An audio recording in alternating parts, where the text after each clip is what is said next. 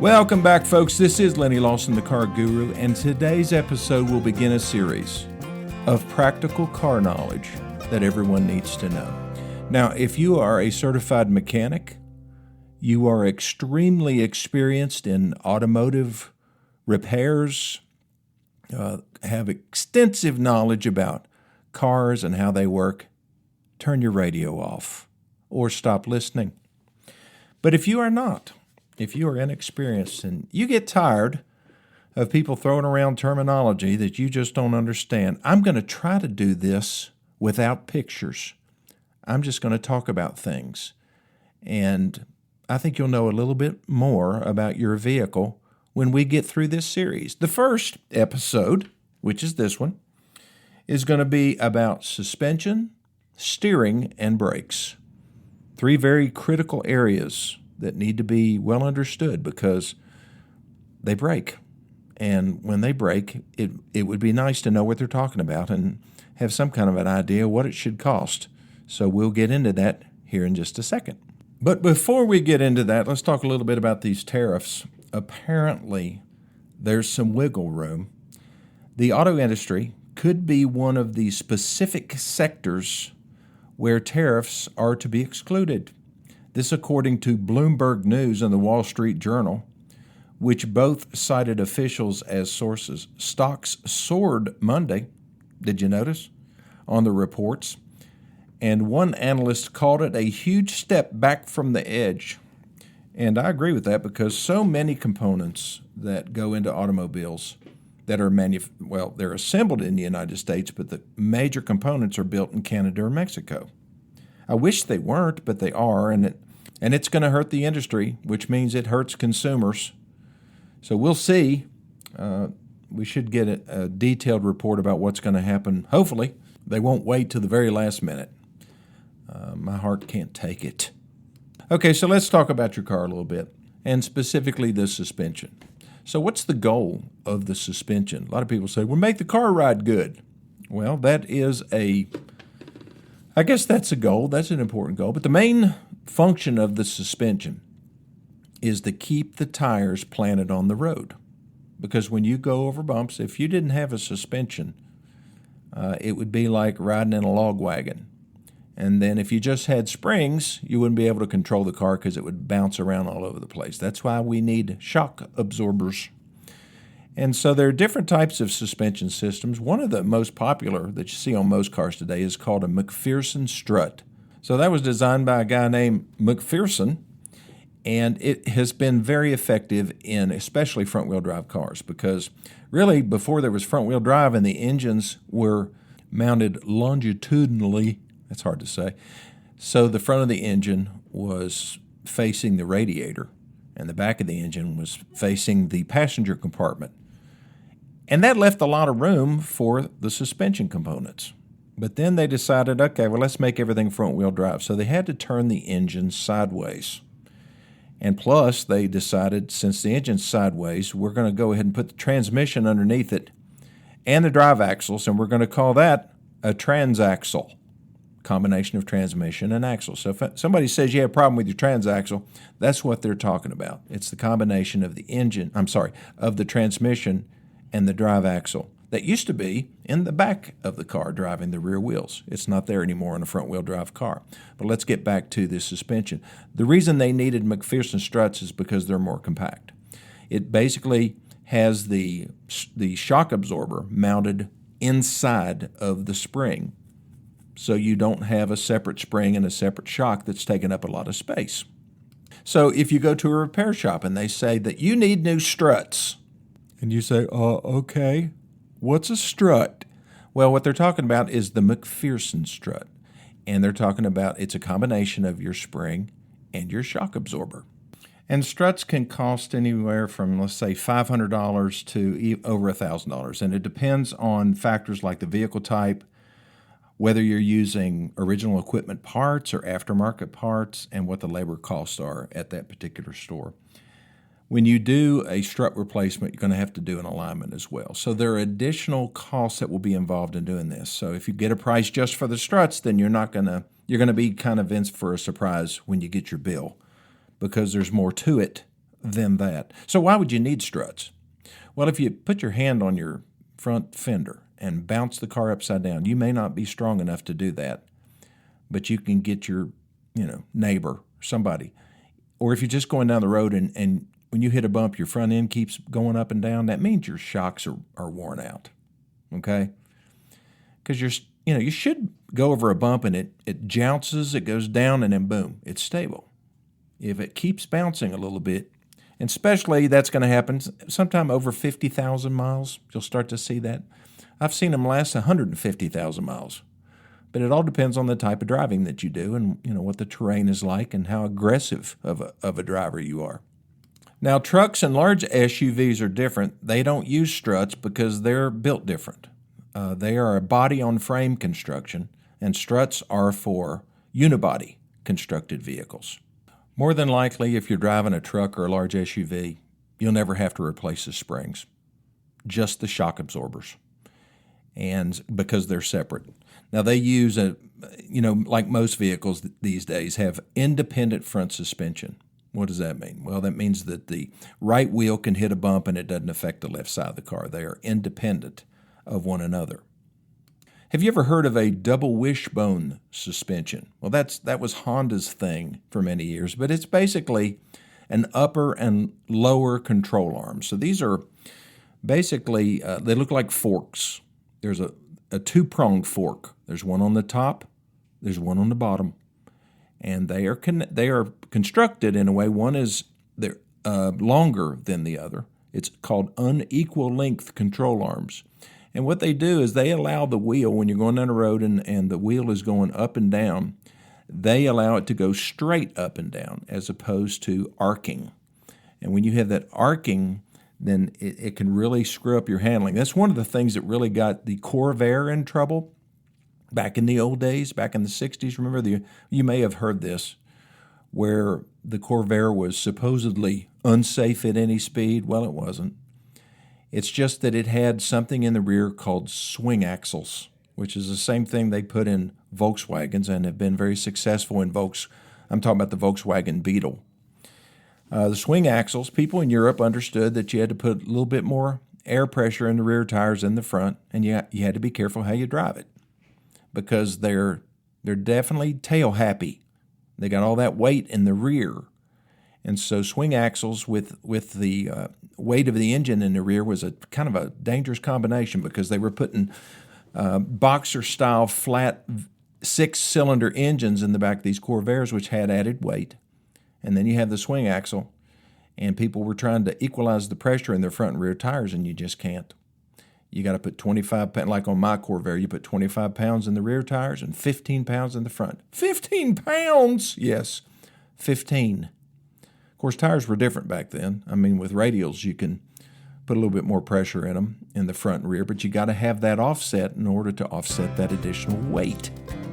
So I'm going to take my first break, and I promise you I'm going to finish this.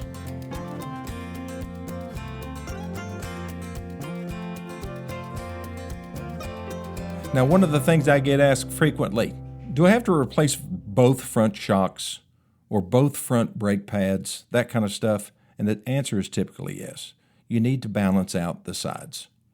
I mean, if you've got you don't just replace one shock absorber, especially, if it's a brand new vehicle, maybe less than 20,000 miles, and you got one shock that's leaking, it's got fluid coming out of it, then yeah, you can probably replace that shock and still have the right amount of balance. But for me, I'm replacing both of them. They're not that expensive. Shocks can run, a pair of shocks can run anywhere from $80 to $200 if they're not controlled electronically. Then it gets a little bit more expensive, and we won't get into that because not many of you will have that. Now, other than struts and shocks and springs, there are other things in there that you need to be concerned about. And primarily it's a maintenance thing. Back in the old days, we used to have all the different joints in the suspension, and there are many different connecting points. They had grease fittings, and really they used just pretty prehistoric rubber in those locations, and you had to keep grease on them. And if you didn't, then they would wear out prematurely. Well, there are no grease fittings anymore because they figured out all these different types of plastic and polyurethane that they could replace all of these joints. They're called ball joints. And it's just a round, it's shaped like a ball, and it goes into the connecting points where these suspension components come together. And they allow the suspension to flex and move to a certain degree to improve handling, to improve the ride, and to absorb vibration. You just can't mount two metal pieces together and call it a day. You have to have some type of a gasket or some type of a weather strip, or you have to have some type of flexible material in the middle, and these ball joints are critical things. If somebody says you got to replace the ball joints on your right-hand side of your vehicle, well, again, you're going to replace them all. You may just have one bad ball joint. And the way they can tell that, it just looks aged. It looks like me, wrinkled, cracked, worn out. So when is this going to happen?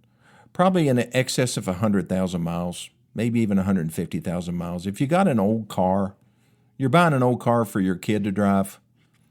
It's let's say it's 15 years old. It's got 180,000 miles on it. One of the first things I'm going to do as a loving parent is I'm going to have a good mechanic put it on the lift, and I'm going to check all of these components underneath. I'm probably going to put new shocks on it unless I know when they were replaced before, and I'm going to have them check all of these suspension components and all the ball joints and make sure that they are good to go. Because, worn out ball joints can cause an accident. They can break, and you can lose control of the vehicle. Not good. Now, the rear suspension on most cars is going to be very simple. Some of them have solid axles. It's not an independent rear suspension. It's just both rear wheels are connected to one another. If it's a rear-wheel drive car, many of those are connected. It has a solid axle. So it's much simpler, but still, it does have springs. It does have shocks. And there are components out there that need to be checked. They can wear out. And remember, what's the primary role of the suspension? To keep the tires glued to the road. So it's not just about ride quality. It's definitely about safety. So let's talk a little bit about brakes. You've got 90% of the inexpensive cars out there have disc brakes in the front, drum brakes in the rear. So what's the difference? Well, disc brakes are what they sound like. If you look inside your little holes and openings in your wheels, you'll see a bright metal, looks like a disc, and you'll see something that looks like it's clamped onto it. Well, that's the rotor that you're seeing, and then that's the brake caliper. And within the brake caliper are little pads that grab a hold of that rotor as it spins. The caliper stays still when the car is going down the road. The rotor is spinning around with the rotation of the wheels and the drive axle. So that when you apply your brakes, then you're basically sending or forcing fluid through a little tube, usually metal tubes, that's going down to the caliper and causes it to squeeze onto that rotor, slowing you down. Now, a drum brake is different. A drum, when you look in the rear wheel, you just basically see a metal, looks like a pan, the bottom side of a pan. And when you look inside, you'll see two brake shoes. Interesting name, they look nothing like shoes. But they're connected to something called a wheel cylinder, which is a hydraulic piston that pushes out on those shoes. When it pushes out, they come into contact with the brake drum. So you have drum brakes on the rear, and what stops the car are shoes, okay? And you have disc brakes in the front, and what stops the car, the replacement part, are called brake pads. So what's the service advisor going to say? He's going to say, hey, ma'am, you got to have new pads on the front, new shoes on the rear. They're worn slap out. And the pads have gotten into the rotors. What does all that mean? He means that the pads, which are on the front of the car, disc brake system, they've worn so low, the brake pads themselves, they've gotten into the mounting rivets that the brake stopping material has worn down to the point where it's gotten down to the backing plate. And so that exposes these metal rivets. And when those metal rivets come into contact with that spinning rotor trying to slow you down, they're going to squeal. They're going to make a loud squealing noise like a pig. And they're going to destroy your rotor. So you always want to replace your brake pads before your rotor is damaged, because you may have to replace your rotor. That's more expensive. That'll turn a $300 or $400 brake job into a $600 or $700 brake job. And the only way to really prevent that is to take your vehicle to a new car dealership to have the oil changed, because they do a safety inspection and they actually go in there and they look at the thickness of the pads and the shoes. Now, it's possible and even likely that your vehicle has four-wheel disc brakes. Therefore, you won't have brake drums and have to worry about all those shoes. You've got a disc brake in the front and a disc brake in the rear. And the main advantage of disc brakes is that they don't fade as much. You know, sometimes when you're going over the mountains and you're coming down a big hill and your brakes just don't seem to work because they get hot. And so disc brakes are much more effective at stopping the car. Now, the front brakes do about 60 to 70% of the braking. And you'll notice that they're much bigger. The calipers are much bigger, the rotors are bigger, and you just got these little itty-bitty things in the back because they just don't really have to work as hard as the ones in the front. So you're going to get more wear out of your front pads than you will out of the rears. Rears may last twice as long as the fronts. So you don't always have to replace both of them. And they can tell you in millimeters how much brake pad you have left. And the millimeters may not mean that much to you, but what will is how much longer do you anticipate these brakes lasting me? They may say another 15,000 miles or another 5,000 miles. If it's 5,000 miles, I'm replacing them. I might even if it's just 10,000 miles, depending on how much I drive. Because I don't want to risk having my rotors messed up because I didn't do a brake job soon enough. Now, sometimes they'll say, hey, we need to turn your rotors. What does that mean? Well, that means they not only have to take your wheel off and replace your pads, but they need to pull the rotors off of the car and put them on a brake lathe and actually take a little bit of metal off of them to get any type of scarring that's happened. And that happens. They develop grooves. Have you ever put on your brakes and felt a kind of like a brake pulsation? Like you're putting your foot on the brake and it's kind of pushing back and forth and back and forth. Well, that's because your rotors have gotten out of round. And that's caused by heat and uneven wear. And so that's something that is very irritating. It's not real safe to have that done, and it means that your rotors probably need to be turned. Typically, I'll replace the brake pads at the same time. Okay, I'm going to take my last break, and then I'm going to throw you a real curveball.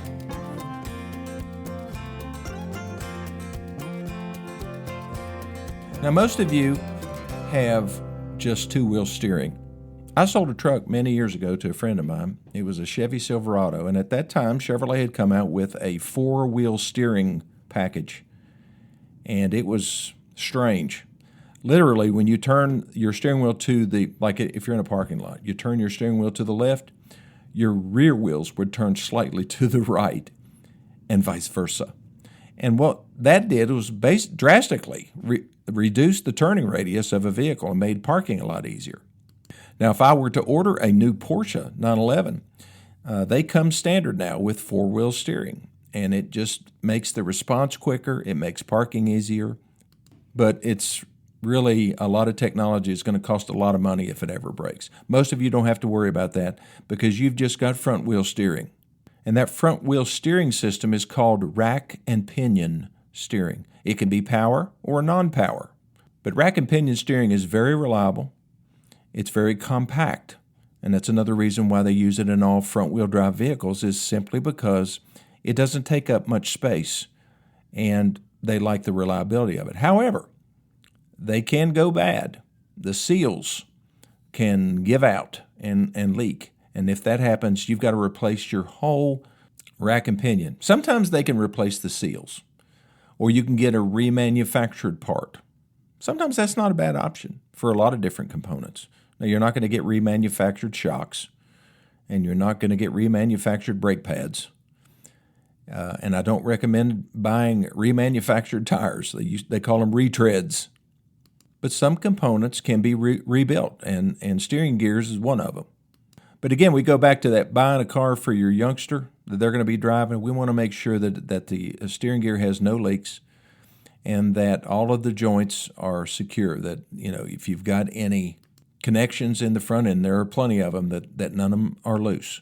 There's a lot of geometry going on in a steering system. There really is. Now, on this 1934 Ford that I have, the steering was really had a lot of play in it. If you get a lot of play in your steering, in other words, you can move your steering wheel side to side and it doesn't really move the wheels, there's a problem. There's an adjustment that needs to be made. It could be worn out components in your steering system that need to be replaced. And I don't want to minimize this at all. This is a serious problem. I mean, it can control it can determine whether you are able to, take evasive maneuvers when you're driving the car, or correct a situation where you've dropped off the side of the road and you're trying to come back. If you have a lot of excessive play in your steering, you could literally lose control of the car. And it's not just important for, some kid that you're buying a vehicle for. It's important for you as well. So just sit in your car, move your steering wheel back and forth, have somebody look at your wheels and see if they're moving. If you can move it more than half an inch or an inch and there's no reaction in the front tires, you don't see any movement, there's an issue that needs to be taken care of. So take it to your local tire store, or take it to your local dealer, independent dealer, or new car dealer.